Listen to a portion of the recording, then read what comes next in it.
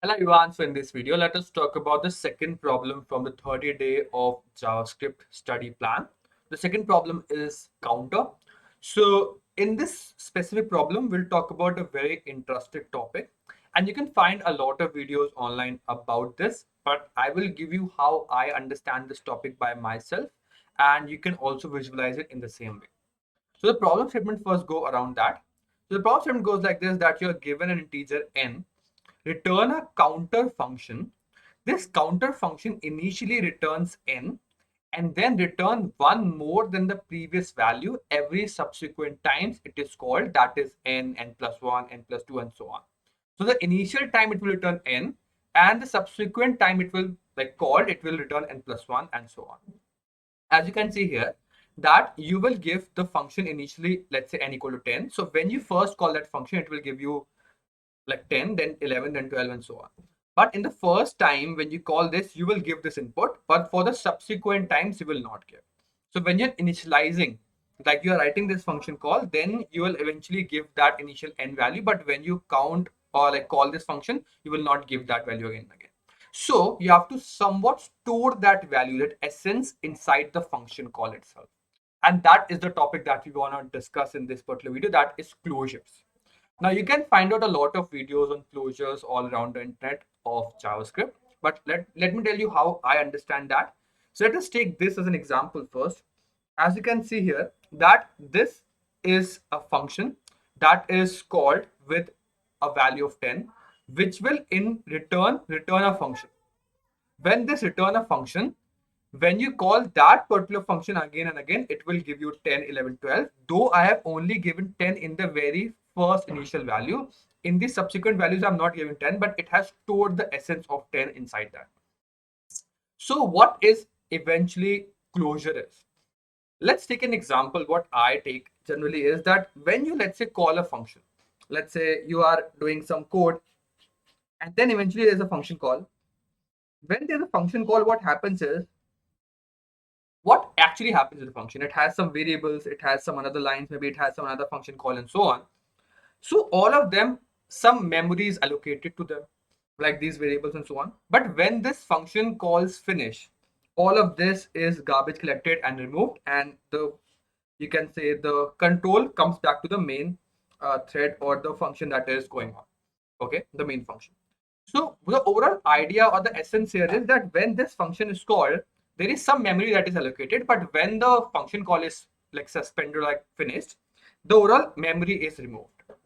But if you somehow think of this of as a some sort of a packet, and this packet is not removed, if you not only remove it on, like, this overall is not garbage collected, but this essence is stored somewhere, this overall packet is stored. That packet consists of all the functions, all the, you can say, the variables and all of that. That essence is stored inside that packet, and you have enclosed all of that.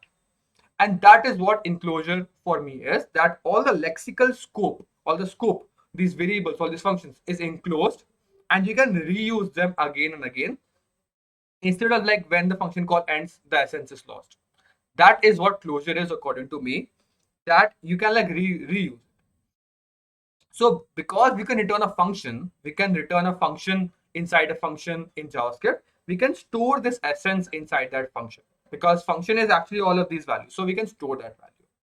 And that is what JavaScript gives us the functionality to store and encapsulate all of that. Okay, let's write down the code for it and you will understand more about it. So what you can see here is that we have a function that is here. Let's move this. And this is actually returning a function itself. Now, what we eventually have to do is that this function call, when it is called first, it provides us n. So we have to somehow understand that this is a function call. And this function call might have some variables that we can store. So let us make a variable. Let us make a variable initial state. And the value can initialize at n minus 1. Why? Because the first time when we called it, we have to return n. The next time is n plus 1. So every time one added, like one thing is added to it. Okay. So when n minus 1 is added to it, it will become n, because the first time you have called it, it should return n. Okay. Now what, so you can assume that this is some sort of a scope. All of this inside it is the closure itself, in which we are initializing a variable, we have a function that is returned. Now this function can have access to this initial state. So what you can see here is that this function encloses this value, and what we can do here is that we can take this initial state,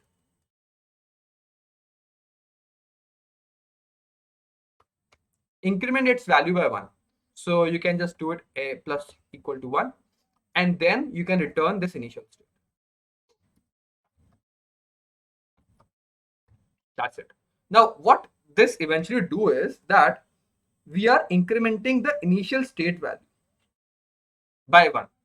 So when you call this the first time, this function call, what eventually it will do? It will create this variable in some sort of like memory. It will give memory to this particular variable, which is n minus 1. And then this call this function.